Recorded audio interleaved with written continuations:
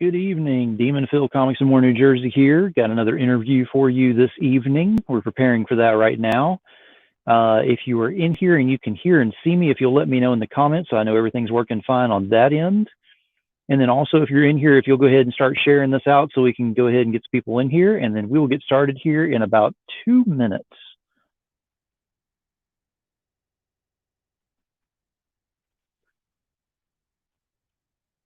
And I am sharing out on my end as well.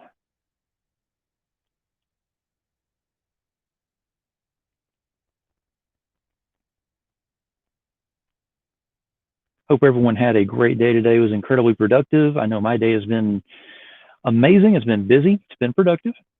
It has been fun. I'm not going to lie. I've been having a blast doing this.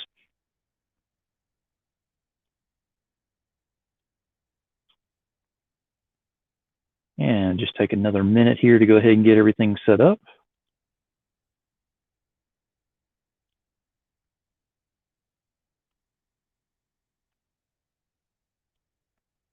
And again, if you will, if you are in here and can see and hear me, if you'll let me know in the comments, that'll just let me know everything's working fine on that end.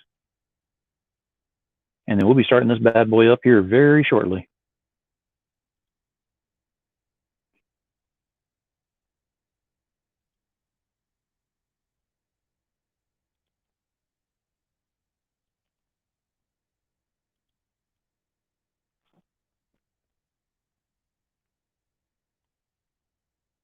All right.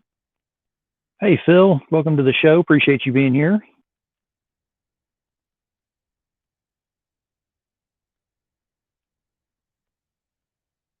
For those who can't see, I'm talking to Philip Russert. I'm not being conceited and talking to myself. I don't play that game. I had to clarify there. I didn't even think about that until after I said it.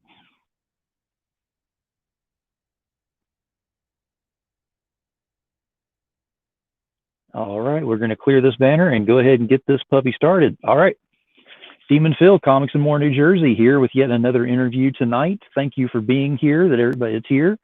And been looking forward to this one. I look forward to every single interview that I have. I am on a upswing of just having great people on here, and why stop now? So we're going to go ahead and have a great one again this evening. And Wendy, thank you for being here. Wendy Sting-Shaner, thank you for being in the group tonight with this and enjoying this. So tonight I have got Marat Mychaels backstage, and I'll be bringing him out here very shortly. First off, I need to go ahead and thank my sponsors, since I do have sponsors for the show. So let me go ahead and go through this.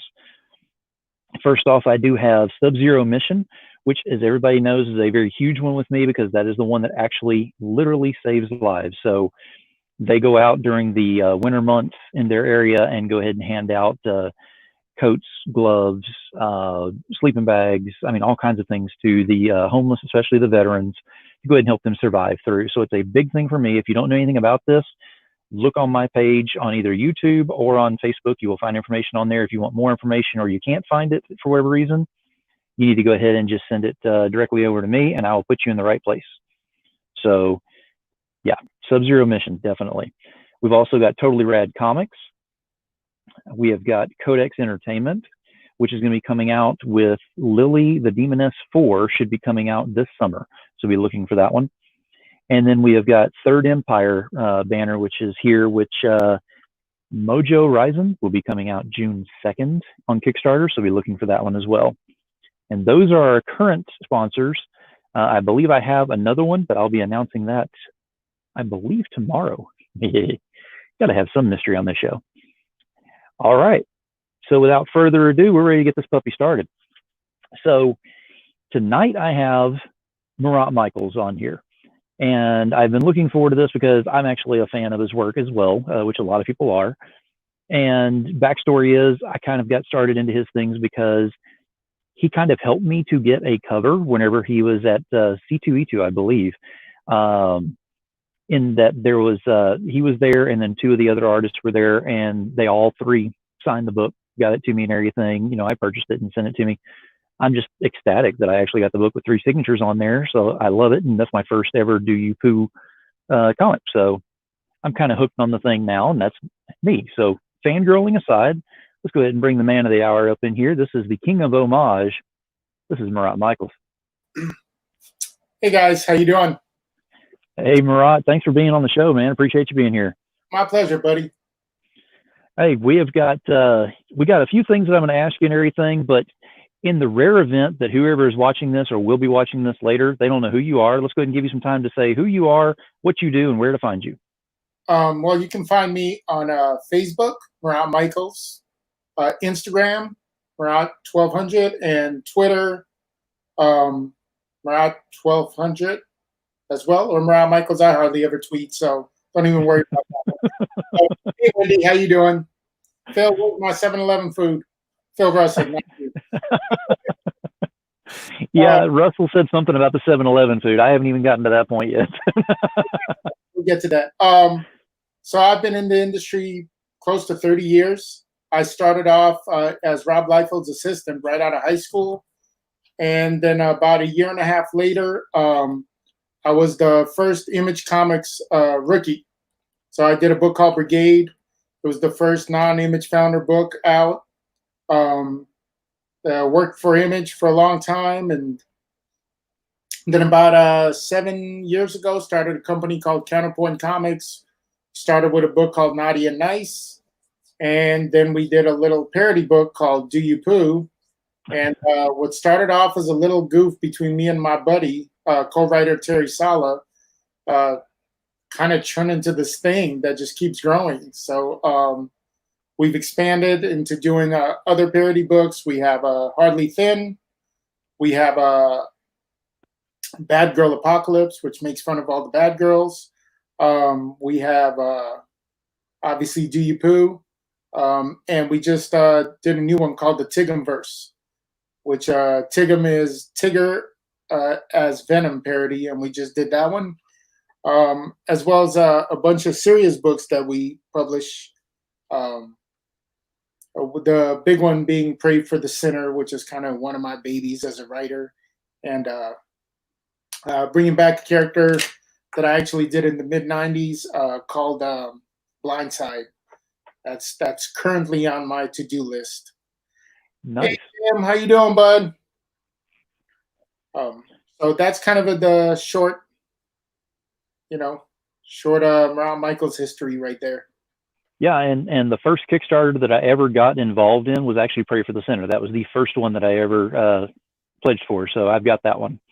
Awesome. Well, we're remastering the first issue. Obviously, what's going on in the universe right now has kind of thrown a little monkey wrench in the plans we had. So, but it did give us a chance to really get ahead on the book, get a couple of issues in the can. Dietrich Smith, who actually was a buddy of mine way back from the Extreme Studio days. I met Dietrich back in 93, 94. He was an intern at Extreme Studios when I was art director there. He's doing the work of his career, and he's done a lot of great stuff. He's worked at Marvel, DC. He did the Bionic Man and Battlestar Galactica over at Dynamite. But he is definitely by far doing the work of his career. Very nice. Now, I'm going to ask a few questions on here. And of course, the audience is here as well, and it looks like they're very active. So if you have questions over in the audience, let me know as well, and I'll try to highlight those that I see them coming through. But I've got a few things. So you mentioned about Counterpoint Comics. And I know you've kind of dabbled into what you've been doing with that and all. But I mean, what exactly is your main role? I mean, do you own, is it publishing? Is it writing? Is it pretty much a little bit of everything? A little bit of everything. I mean, it kind of started off, I look at it as, it started off as a necessity. I was like, well, I got to publish this through something, so I'm just going to start my own company. And then it's kind of grown. It's kind of gone from, mom's garage to like, all of a sudden I got to take it into the house. Now it's like, oh man, we got to get office space. Like this is becoming a real thing. So like now I'm like, oh my God, I'm going to have to get staff eventually. Like I never really thought it was going to be like a real publishing house. I was like, oh, it's cool. We'll put out a couple of books and we have a nice logo. And it's really turned into something where now I'm like, oh my God, I'm going to potentially become a real publisher going forward. So. Absolutely. Now, I know you've worked for Image Comics in the past and everything. So how much has that actually helped you in going ahead and creating the Counterpoint Comics brand that you've got? Well, I think like the spirit of it is definitely from being around Rob, who is, a madman and a maverick in this industry, and has definitely had an influence. But being around all those guys, Todd McFarlane and Jim Lee and Silvestri, and just kind of think that's embedded in my comic book DNA. Yeah, and so it's definitely had a huge influence from that perspective. Um, but like I said, this is kind of like one of those things where you're like, oh, I just want to make the NBA, and then you kind of get in, and then you're like, oh man, I have all-star potential all of a sudden. I just thought I was going to be the 12th man on the bench, and just hope to be in here for a few years. So, but Exactly. having a blast, and I just love the idea of kind of creating something, coming up with a concept, an idea, whether it's a promotion or a book, and giving it to the fans and letting them vote and tell you if it's good or not, as opposed to having all these different segments of the market between you and your fans. And it's fun, and it's right away, like they either love it or they hate it. Absolutely. Now, Philip Russer has a question on here I want to go and bring up is, will Blindside be a reboot or a continuation of the story? Okay, it's kind of going to be both. So we're taking the initial Blindside that we put out in the 90s, which was only about one issue. So that was easy. And it's going to continue we're remastering the book we put out in 2012. So we're ending it in a different way, rewriting a bit of it. And then it's going to lead into kind of recap of the origin, which was drawn by myself and Sajjad Shah, who's a fantastic artist, and Dalso Corona inked it. So we already have that all finished. And that's going to lead into our brand new 44-page original graphic novel, which is kind of my baby. Like, that's the one where I'm like, if it takes me 6 months to draw it, it's going to take me 6 months. If it takes me a year, it's going to take me a year. But I'm going to be happy with it. It's kind of like self-service. So it's both. It does continue, but we are switching some things up. There was a Blindside #2 that we followed up for the Kickstarter book. And that, unfortunately, now is kind of like an Elseworld story. That doesn't really count anymore. So there's your answer, Phil. Trust me, he's probably got something else he's cooking up back over there too. So I'm just waiting for that to pop up as well. Yeah. Now, I'm going to kind of bounce off of what Steph said here, because this is true. Whenever he said, you come up with the coolest concepts and stories. So you have gotten a couple of nicknames on this, one of which being the King of Homage. That's Brian Polito gave me that nickname. Exactly. And that's kind of where I'm leading with this, because for him to actually give you that nickname means that he saw something in there. I mean, you come up with these things, and I don't see how you don't ever empty the tank. I mean, you keep coming up with more. So how do you keep coming up with more? Well, I mean, so my thing is the homage. I try to catch the feel of what the original cover was. So it's not just looking at it and copying it in a funny animal style. I really like, if it's a Neil Adams cover, I get out the brush marker and I try to do all brushy. If it's, a Todd McFarlane cover, you'll see all the line work and is always different. So part of it is trying to recreate these awesome covers that people have done throughout the years, and recreating the feel, not just the image. And and also, I love the fact that when I first started doing it, I was like, oh my God, I'm going to get like the worst blowback from all these guys. They're going to just hate me. But it's actually like, people love it, to the point where I've had, mutual friends walk up to me and go, so-and-so asked if you ever, homaged one of his covers, because he would love to see it. And so that started making me feel good. So for the most part, I have yet to get negative blowback from any artists. And again, I work with a guy named Dan Feldmeyer, who's phenomenal. And together we recreate all these painted covers. And so, that's been fun, like trying to recreate all these Clayton Crane or Perillo or, Mm-hmm. guys like that. And I couldn't do it without Dan. Dan is the painter. He does the heavy lifting on those, but that's kind of the inspiration for me. And then like, people come up with that concepts too. I'll get people who send me covers and go, can you make this into a Pooh cover or a Tigum cover? And that's the fun part of it, so, and, Yeah. and with Polito, that's a funny story. I had to convince him to do his first homage cover because he was totally against them. And I told Brian, I was like, look, I can draw a sexy lady death for you, but that's going to be one of 1,000 sexy lady deaths. It's not going to do anything for me. It's not going to do anything for you. Let me do an homage cover. If you like it, great. If you don't have to pay me for it, and I'll redraw a sexy one. And we did Spawn #1, and I believe it crashed their website. And they were like, their provider told them, like, your bandwidth is not set up for this much traffic. So after that, Brian totally gave in to the homage, and that's when he dubbed me the Homage King. So, and you see on every single Kickstarter that everybody is there going, what's the homage going to be? What's the homage? They're automatically just chomping at the bit. We're ready for that now. Yeah, no, and they're fun. I mean, I know some people don't like him, and that's cool, and sometimes I get like, my friends love to tag me into, some negative, posts. I don't know why they love it. They're like, have you seen this? And I'm like, I don't care. Like, whatever, I can't, I don't have the time to deal with that. But, people are like, oh, he doesn't do anything original. And I'm like, oh, been in the industry for 30 years. I can't homage things for 30 years. That's kind of been the last 7. And, that's cool. People can think what they want, but, I do this for my fans. Somebody told me a long time ago, if people don't like your work, you're not going to churn them, and if they like your work, then that's who you're producing for. So that's absolutely. But I can definitely see where you do have the following on the Kickstarters that are coming up and different things like that. Plus, whenever you re-release them or they come out, especially whenever they come out of the vault, they're gone. Yeah. You can't get on there fast enough to get them out of the vault.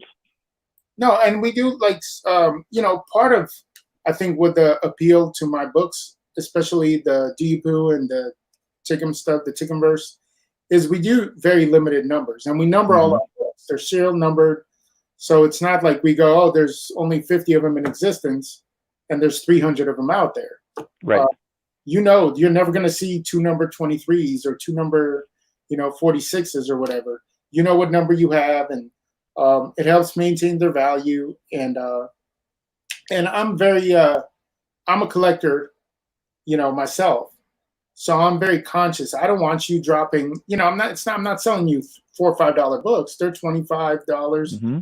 So I want you to get bang for your buck as a fan or as an investor. I want you to be able, if you bought it for $25, at least when you go to sell it, you're going to get a minimum of your money back. Or, just a lot of my fans of Pooh, love to slab him and hold on to him. And exactly. I'm a CGC, addict myself. So now, Naughty and Nice, where did that come from? And because I know that's running incredibly strong, and people are really looking forward to that one as well. So that was, it was this middle December, 2013, I believe, maybe 2014. I think 2013. And I was driving, and there was a big sign that said, this holiday season, have you been naughty or nice? And I was like, oh my God, what a great name for a couple of bad girls. I went home, Googled it. There was nothing like it. I think it's the guy that created Harley Quinn, Bruce Timm. Yeah. I think Tim had an art book that was called, The Art of Naughty and Nice, but it was spelled normally. So literally from middle December, I wrote, drew it, had it inked and colored, and had a couple of variant covers by buddies of mine who owed me some covers. Done for amazing Arizona Comic-Con, which was the middle of January. And my whole goal was just make a few extra bucks for one show. That was it. Never thought it was going to be an ongoing, much less 7 years later. And I did it with a friend of mine, Bill J, of J Company Comics, helped sell them because they had the infrastructure and had a lot of retailers and fans that bought Bad Girl books back then, and they were also promoters of the show. And so did better than I anticipated. I was like, cool. Went home with a few extra bucks in my pocket. I was a happy camper. About 3 weeks later, Bill calls me up and he was like, hey, when is number 2 coming out? And I was like, number 2? And he was like, oh yeah, number 2. People keep asking. Like number 1 did so well. Let's do number 2. So got number 2 done for WonderCon that year. And then like that did really well. And then number 3 for Amazing Las Vegas Comic Con, and that's when it exploded. And then a month later was San Diego Comic Con, and Eric Basildua did a cover where he had the blood off the girl running on the inside of her thigh. Mm-hmm. I said, Eric, this looks like it's that time of the month, but Eric's an artiste. And he was like, this is my vision. I said, let's do this. I'll make a normal cover without the blood, and then we'll do the special 1 in 25 chase variant, and that'll have the blood. So you'll get your version, I'll get my version. And that chase variant was ridiculously hot because 25 copies in San Diego Comic-Con. Somebody got it slabbed, graded 9.8 or 9.9 right on the show floor, and sold it for like $1,000. And that was it. Away it went, and it's been going strong, and it's fun, it's goofy. Like Pray for the Sinner, Blind Side, those are serious books. Those are like me trying to see if I really have any real writing chops. But Pooh and Tigumverse and Naughty and Nice, those are just kind of funny, goofing off. I mean, they're comics produced, they're not Neil Gaiman. They're not, I know what they are, pretense. These aren't going to go down, as iconic books in the history of comics, but they're fun. And that's what they're produced for. They're, like I said, so, Naughty and Nice is just goofy and we have fun. It's tongue in cheek, making fun of the whole bad girl, thing. But it's been going strong, and, it's, we started doing cosplay variants, and now we're about to do some fantasy variants with Comics Elite. So we just have a blast with it. Like anything else, first and foremost, it's just, there's 2 things. One is having fun and giving something to the fans that like what I produce. And 2 is, making a living. Like those are the 2 primary things. So yeah. Now, I will go ahead and bring this up because I just saw this come across there.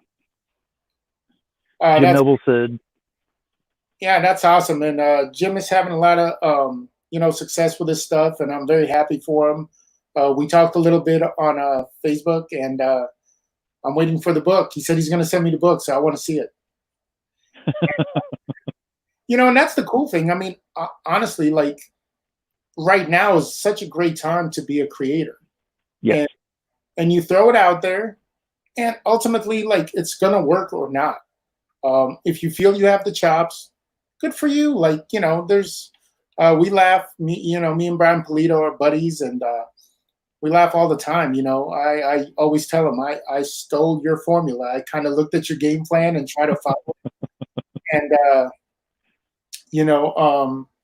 now it's nice that, Brian will tell me once in a while, oh yeah, I saw you do this. So I'm stealing that idea from you. So it's nice when the guy you aspire to be like starts taking some of your tricks when you've been taking. Oh, absolutely. So, like I said, it's, and it's cool. It's like the Wild Wild West out there now with, the convention circuit, and then obviously online and crowdfunding, and it's a blast. And it's really when people are like, oh, the comic industry is in bad shape. Nah, it's not really in bad shape. It's just changing, and you're either changing with it and adapting, or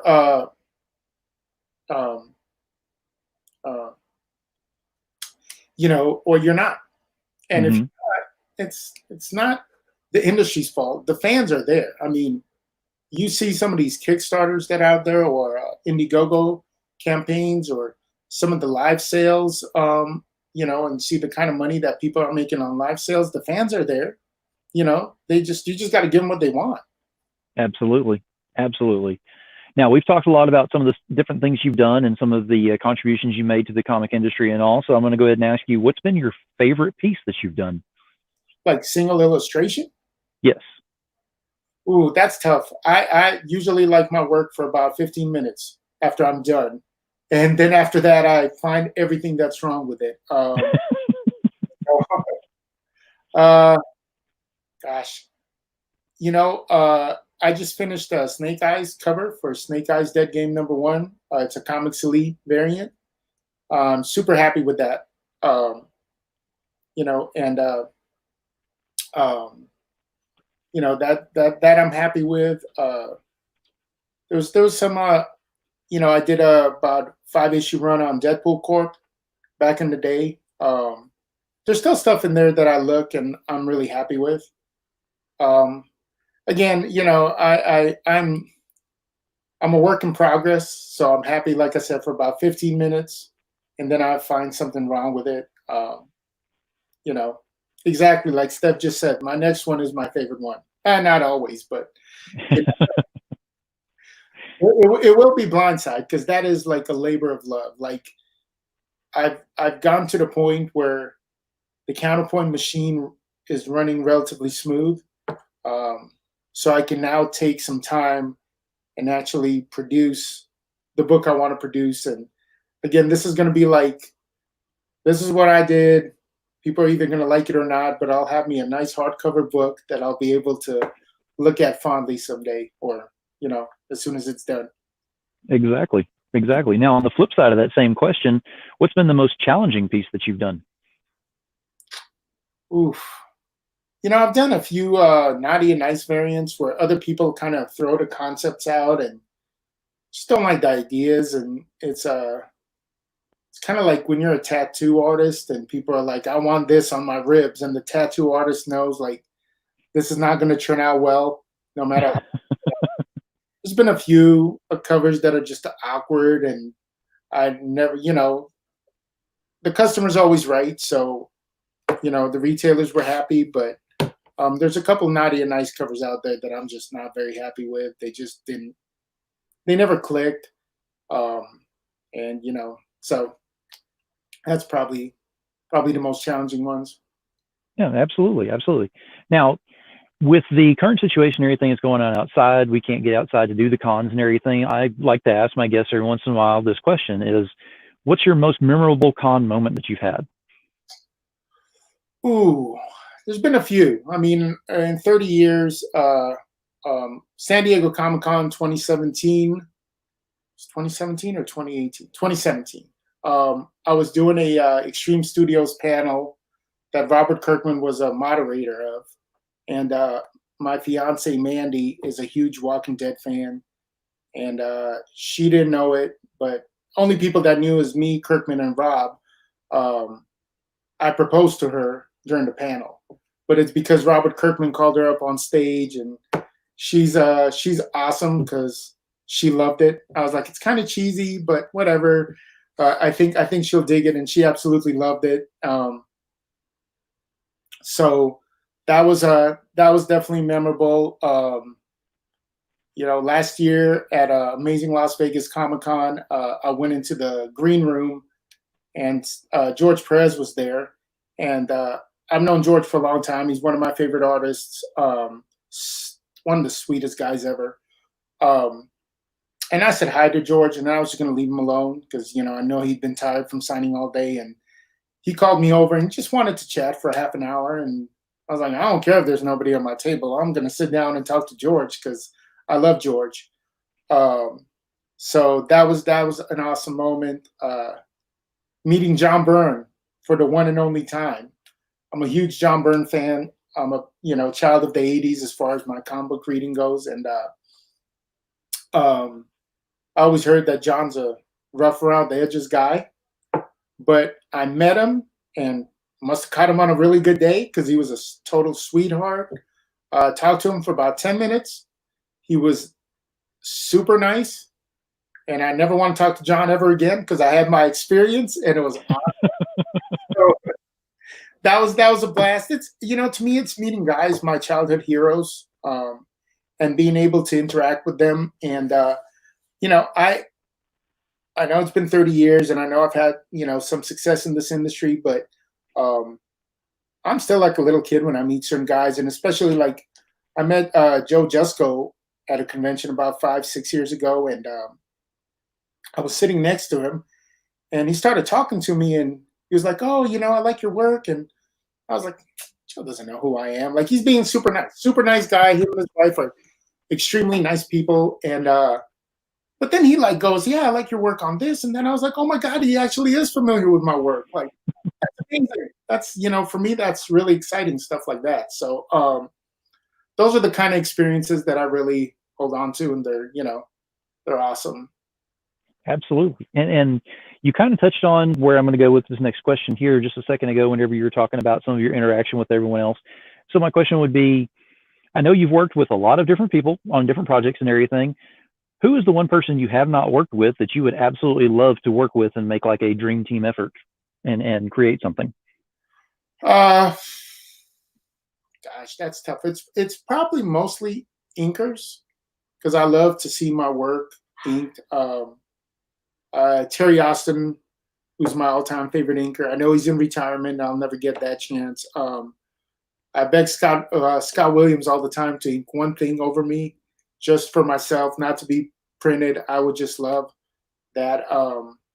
Kevin Nolan's another guy. I've talked to Kevin a couple of times. I just love his finishes. Those are definitely guys I would love to work with. As far as like from a publishing standpoint, this is where it gets tough. So as a publisher, I have two lists.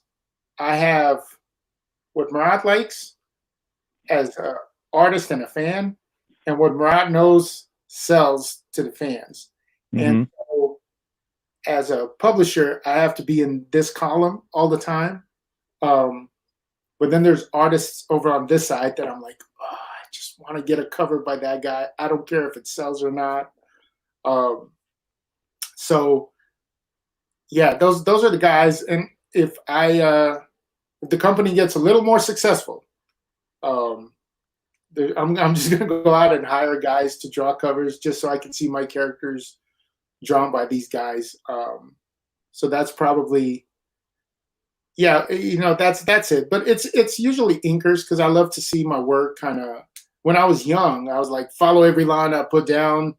I almost want my work just traced with a flair. And as I've gotten older, I love to see other people's style mixed with mine. That's why I love working with Adolfo Corona, who's inking Bloodshot right now over Brett Booth, and he's in Deadpool over Rob Liefeld, and he's inking the new Snake Eyes Dead game over Rob. Is also one of my closest friends. It's like a brother to me. That's why I love working with Adolfo, because he puts his stamp on everything. So he doesn't take away from my work, but he definitely adds so much of his flavor. It's awesome. It's a blast working with him. Very cool. Very cool. Now, I've got to address it because Phil keeps bringing it up and it's not going to die down. So this 7-Eleven thing keeps coming back up. So last year, I went to Phil's convention. And it was I think it took me 14 hours to get from Phoenix to New York. There was the plane I was originally on, that flight got canceled. Then I got bumped. Then I had a flight that flew from it was weird. It flew from Phoenix to Denver, then over to Reno, and then from Reno to New York. So it was 14-hour travel day, and I got in and I was exhausted, and Phil taking me to the hotel. He picked me up, and on the way there, all the restaurants are closed, and I'm starving. So we wound up going to 7-Eleven to get some sandwiches and snacks, and that's been kind of our joke since then. He's like, what convention promoter treats you to dinners at 7-Eleven? Luckily for Phil, I'm pretty easy. I'm like, yeah, go with the flow, whatever it is. There's food in my tummy, so I'm good. I don't know. He sprung for 7-Eleven. That's pretty big on his end. That's saying something there. I went big. I got 2 sandwiches, a big water. Might have got 2 or 3 candy bars. I made him pay. Well, it's a good thing then, because at least you got your fill on your 7-Eleven meal there. It was my idea because everything else was closed, Phil. He said he normally gets McDonald's, so yeah, you definitely got it good on that one. You got the upgrade. Now, let me ask you, because you kind of touched on there's two sides of you. There's the business side and there's the fan side. So I want to go ahead and switch over to the fan side real quick and ask you, who do you collect as far as artists, as far as works? What do you collect? I'm kind of old school. Like I said, my favorite guys are still mostly 80s guys. I love Perez. I love John Byrne. I love Paul Smith. I'm always picking up different versions of their work. Art Adams is one of my all-time favorites. When I collect, I'm kind of like into CGC books, like high-grade keys. So, I usually, that's the one thing I really miss about being at conventions. I usually treat myself to one a show, and depending how good the show is, that's how good my pickup is that show. So, I'm kind of like my addiction. Is waiting. I got to tap the vein once in a while. Like, so all the classic guys. I love Kirby and John Buscema. Those guys are awesome.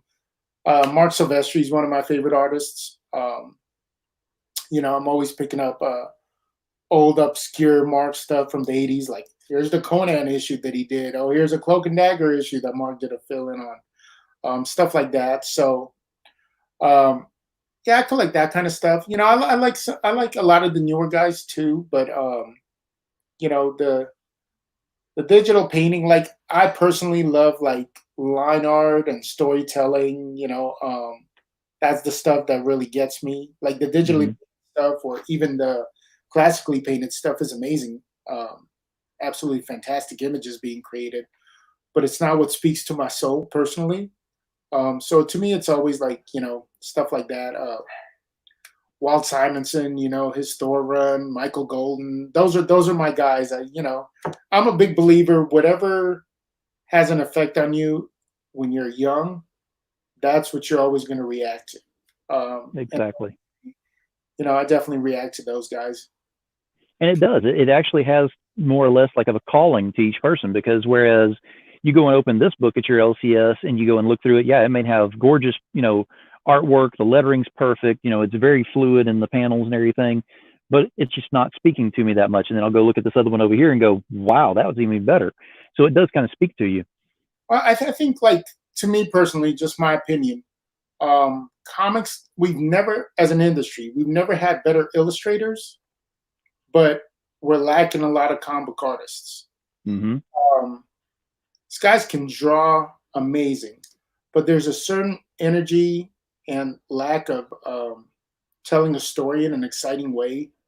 And I think part of it is, there's so much photo reference and everything's supposed to be perfect. And the whole thing about a comic book is it's not perfect. It's not real life. Like, make it exciting. You have an absolute limitless budget. It's whatever you can put down on a page. And to try to make everything look absolutely perfect, to me, is just kind of like, I look at Frank Miller. Frank Miller has never drawn anything perfect, but he's drawn everything awesome. Like, there's energy, there's excitement, there's coolness, there's, his pages are visceral, the design is amazing. So stuff like that excites me a lot more than a perfectly drawn car or, perfect perspective. Like, if a line is off, it's off. I mean, I respect it. It's a lot of labor, and you got to give it to him. I mean, I remember just being amazed when Brian Hitch was doing Ultimates and stuff, or Authority, and I was just like, oh my God, like, holy crap, these cityscapes are absolutely stunning. But I was more excited by the figures that he was putting on top of those cityscapes. So to me, like, that energy is why we don't have a lot of younger fans. because you can't put your finger on cool. Like, Mm-hmm. you can tell me um, Rob or Todd McFarlane aren't great artists. Okay, they're not the best draftsmen in the world, but there's something about their work that has people gravitating towards it, whatever it is. And it's a cool factor. It's something you can't describe. You can't say that's what it is, but it does make people want to look at their work. Absolutely. The more passion that's put into the work, the more it just emanates of that energy, like you're talking about. And fun. Mm-hmm. That kind of, it's weird. It does translate. You can tell when an artist is into something or when an artist is just getting a paycheck. You can really tell. Um, Exactly. Now, I got to ask the question: what's the best advice that you've gotten in all of your time that you've been in the industry? uh, I've gotten a lot of good advice. I've been blessed with having having unbelievable opportunities. From when I was a kid, I was working at Golden Apple Comics, which was the It shop in Hollywood, California. And like people would just walk in, like, "Hey, Frank Miller just walked in, to pick up his books. Oh, there's Howard Chaykin, or there's Dave Stevens." And so, as this young kid who wanted to break in, I was able to kind of ask them questions, and they're like, "Oh, look at this cute little chubby kid." So they would offer me all this advice and stuff. So, Todd McFarlane, one year in San Diego in the early '90s, I was in his room and he was drawing, and we were talking, and he said, "You know what? There's no such thing as slow artists. Um, there's just artists that draw and those that don't." So that was a really, like, that always resonated with me. Like, you're either working or you're not, and if you're not, then you can't complain about somebody else getting accolades or success that you want to achieve in your career.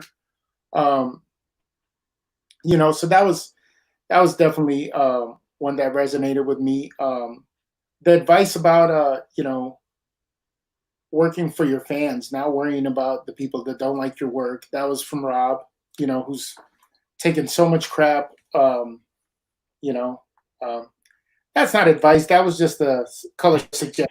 That doesn't but that was really, kind of resonated with me too. Like, because I used to be that guy. I mean, especially when you're young, when you're like, you want people to like your work and you want to be appreciated for what you do.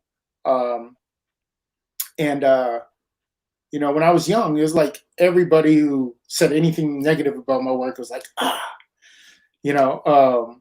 But as you get older, kind of realize, like, yeah, okay, you don't like my stuff.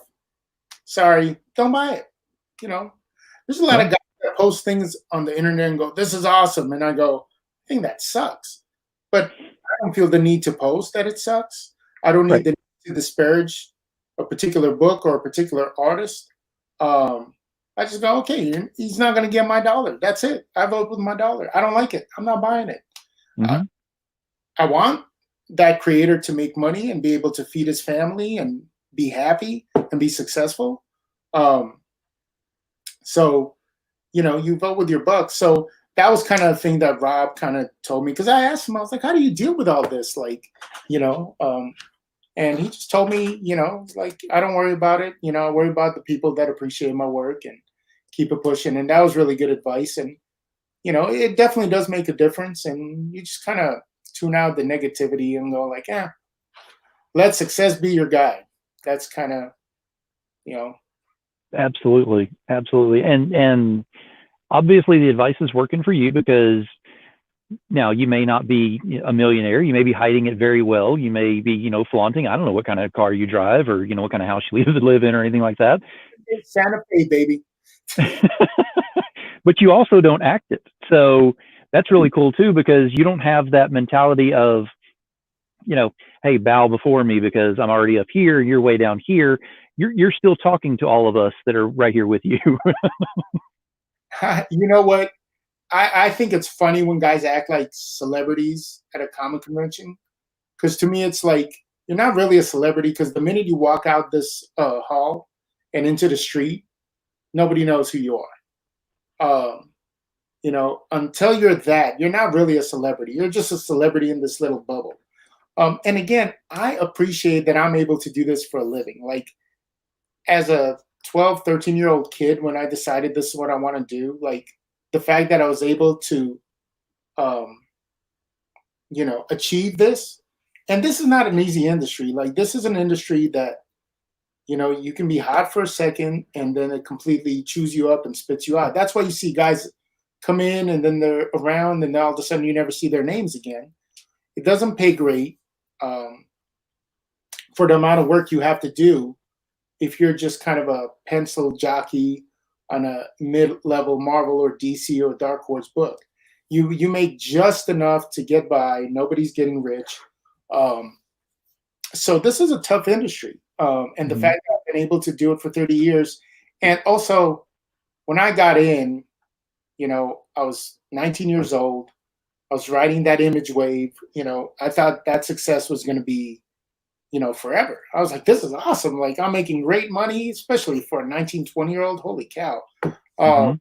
was like, this is amazing. Like, and then a couple of years later, it's like there's a zero missing off my yearly income. And I was like, what happened to that?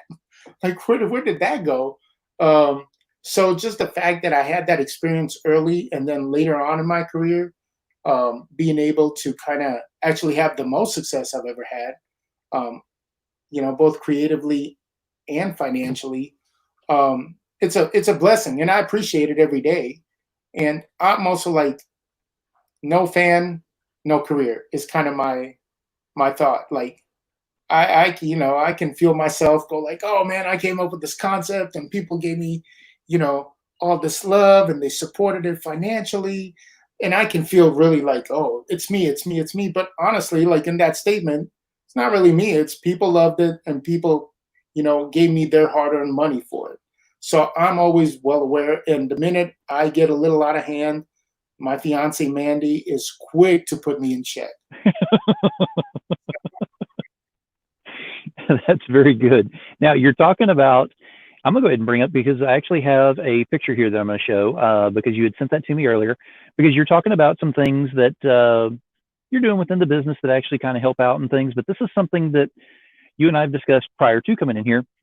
This is a different concept, and it's very cool because not only are you able to get business off of this, but it's really cool for the fans. So I'm gonna go and bring this up. Let me do a screen share on here so I can bring this up. So bear with me.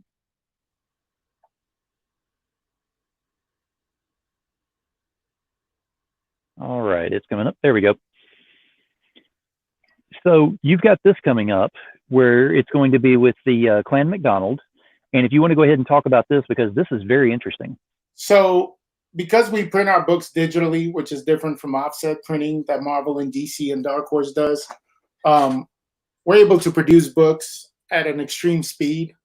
So we Artist Express, who's one of the best printers I've ever worked with, and who we have a great relationship with. Um, Next weekend, we're going to broadcast live from their print shop. We're going to set up like a little mini convention. It's going to be me, Mike DeBalfo, Ryan Kincaid, um, and we're all going to do different variants, and they're going to be instant variants. And I think the cool thing is literally you're going to be able to pick. Let's say I'm offering these two covers, and you pick the Tigumverse cover, and you go, you know what? I want that green background. That's the one that speaks to me, and I want the word balloon to say, Phil was here, and at the bottom where we have the numbering, it can say, Phil 1 of 1. Uh, and literally, we'll make that book, and 15 minutes later, we'll show it to you on screen, and we can get it graded for you, or you can just get it signed and shipped. Um, Antonio is an awesome guy, Jim. So, as far as I know, nobody's ever done instant variants. I mean, they're not instant; they're 15-minute instant. But you can literally customize your book from the background color to the word balloon to what it says as far as the numbering goes. Um, and I just like trying new stuff and things that people have never done. Again, my thing is I don't rest on my past success. I'm working on my next success. That's kind of the goal. I never want to stagnate. I want to keep pushing the envelope and do something different. So yeah, so we're doing this. Next week was going to be Phoenix Comic Con, and we were going to obviously be doing stuff at the show. Well, now that there's no show, we decided to kind of recreate it. We're calling it the 4M House Party. So it's Mike DeBalfo, Marat Mychaels, Steve McDonald, and Ryan Michael Kincaid. So we kind of cheated Ryan, but he's like, that M stands for Michael, so it works. You know, so we're doing this. Like I said, I think it's cool. You know, I think it's going to be interactive. I've never known where you can kind of create your own cover and see it in print 15 minutes on screen, and again, get it sent out, get graded, or get it signed by the creators with a COA or whatever you like. So again, just trying something different, something new. We're gonna have fun. We're gonna live stream all day in 1 hour sessions. So you'll get an hour with me, get an hour with DeBalfo, you'll get an hour with Kincaid. We're taking little breaks in between to catch up on all the paperwork, and we're just gonna Antonio D, who's actually owner of the part owner of Artist Express, but also has his own book called Change Your Lane. Mm-hmm. He's gonna have his time, and then Jim Hanna, who has a great little book called Kill Count. It's like this 80s parody book, and it's really fun. I did a cover for him. He's a good buddy of mine. He's also going to stop by and show a few of his books. So we're just going to have a fun time. Steve McDonald is awesome. He totally takes care of his people. So if you're watching this and you're not a member of Clan McDonald Comics on Facebook, you should go join. We're going to be streaming from that page all day long, and we're going to have a blast. And a lot of everybody's bringing all their variants that they have sitting. I'm going to have artist-proof variants from guys like Zerdy and DeBalfo and Monty Moore. So we're all bringing a lot of cool stuff, and it's going to be a blast. We're going to have fun. It's going to have Very fun. Cool. Now, on the instant variants, are they limited, or is that just whoever purchases it? It's just that one day and then it's done. One day and it's done. So, you know, you're going to be able to get it that day, and then it is what it is. Snooze, you lose. That's why we're going to be kind of throwing the advertising all week. Join Clan McDonald Comics and tune in Saturday, because this always happens at conventions, and I hate to admit it, but I love it. I'll have people walk by and they'll go, oh, that's cool. I got to come back and get it. And I'll tell them, especially on the limited stuff, I'll go like, hey, I only have X amount of these. They might not be here when you come back. And when they come back and they go, oh, I want that. And I go, it's sold out. And they go, yep.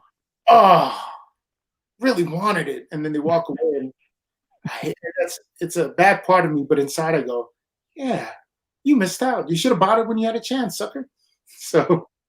Well, that's why whenever I believe you had done a post on Facebook. I think you were at C2E2. I'm not sure. Whenever you did that Do You Poo, and it was the three of you that signed it. Mm-hmm. Because I messaged you and I said, hey, I'm interested in getting this. What do I need to do? And you gave me the price and everything. And you were like, hey, you know, we've got a few here. You know, you want to do this? And I'm like, yeah, sure. And I didn't realize it was going to be signed by all three. I mean, I just kind of thought it was just going to be you. And then I got all three on there whenever I got it in, and I was like, wow, this is this is phenomenal. So, like you said, you snooze, you lose, though, because there was a lot of people that were very upset they didn't get on the triple signature on that. Yeah. And again, I love my fans, like, honestly. And I can't always do everything people ask. But I try to go out of my way. If I can, I can. If I can't, I can't. But, you know, the people take care of me, and I try to take care of them back when it's, you know, when it's possible. So I remember you messaged me, and I'm happy to do it. You know, I want people to have a good experience. I want you to be happy with what you bought with your hard-earned money, and it's the experience too. Like, the one thing about George Perez is, you know, we've talked about it a couple of times, is George is very big on people having a great experience when they meet him. Mm-hmm. And I'm the same way, and a lot of that is his influence. Plus, I like people. You know, not every people, but I like most people. So I think when you meet a creator, it's an experience, and that's what you're giving them as much as the book or the print or whatever it is, the signature. It's you should walk away like I walked away from John Byrne going, this was a cool experience. It could have Mm-hmm. gone completely a different way, but um, that's what I want you. I want you to walk away going, you know what? Hey, maybe he's not my favorite artist. Maybe he is. Doesn't matter. But he was cool to me. I had a good time. And I'm glad that I had the opportunity to meet that guy. Because I've been on the other end of it. As a professional, I've met other creators and been like, what a douche. Like, you know, or I've seen them treat fans like crap and go like, you're not that special. Like, honestly, you're not. You're a good artist or you're a good writer or shoot, you're a good letter. Like, who cares? Like, that's what you do. Hey, Perry, how you doing, buddy? Um, so, the experience to me is important. Like for people to have a good vibe when they meet and when they get their book and they're happy and you know that kind of stuff is honestly like genuinely very important to me. Absolutely, and that is a huge that creates a lot of respect between you being the creator and then the fans as well. And then you've got lifelong fans that are just going to be following you around for everything that you're doing on this Yeah. because they know that you're going to be treating them that way on everything. I learned that lesson my first year in comics. I did a store signing in Phoenix, Arizona, and the store owner called me. Did it on a Saturday. He called me on a Monday, and he goes, "I got to tell you, every person that met you on Saturday called me today and had me add anything you do to their pull list." And it was just kind of like, I mean, I was just being me, like but it was like one of those things that was like, oh, like people are gonna we. There's a difference between going, I like that guy's work, don't like the guy, but I like his work, so I'm gonna buy his book, Mm-hmm. or being able to like go, man, that guy's awesome, and I love that book, and I'm happy to get, I do that all the time. There's artists I work with, that some of them are like, ugh, not a fan of the guy, but I need to get a variant from him. So Mm-hmm. I give him the money reluctantly. And then like it'll be one and done because it wasn't a good experience, but and then there's other artists where I'm like, have as much, like just draw covers for me. I'm happy to pay you because you're awesome to work with and you're easygoing.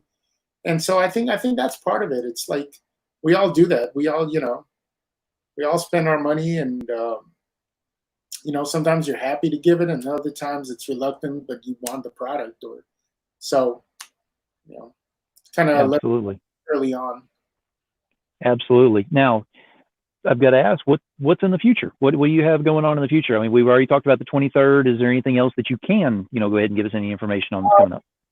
Well, I gotta finish fulfilling my last Kickstarter, um, but then probably sometime in late June, maybe early July, we're gonna do our next Kickstarter, which is Battle Fairy and the Yeti #3. Steph actually just turned in his awesome cover for it today. So that's going to be our next crowdfunding. And then besides that, I mentioned Snake Eyes cover Mm-hmm. that I did. I'm super excited doing that with Comics Elite. I believe the book comes out July 15th, if I'm not mistaken. IDW just announced that. So working on that. And then, it's going to be, I'm going to slow down on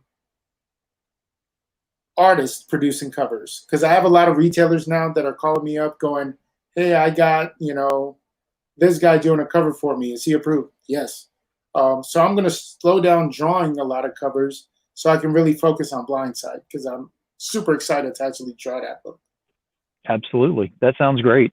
And I'll tell you, as far as the 23rd is concerned, if you change that wording instead of Phil was here to Demon Phil, then I'll be getting one of those covers. I will be there on Saturday. I'll definitely be I'll be doing something with that. Yes. Deal. That's the cool thing too, is you can tell us whatever you want in the word balloons. Nothing nasty. Like, we're not gonna. You don't have to worry about me. There's a couple of other people that I'm worried about in the audience that just heard that statement. Yeah, you need to clarify that. Yeah, nothing nasty. Like, you're gonna try to edit. Like, no, no service kind of thing. Yeah, you can. We're not gonna do anything, but we'll let everybody have fun, and I think it's gonna be best. We'll put a quick addendum on there real fast, because I know there's a couple of them out there who are probably like, anything? Really? Challenge accepted.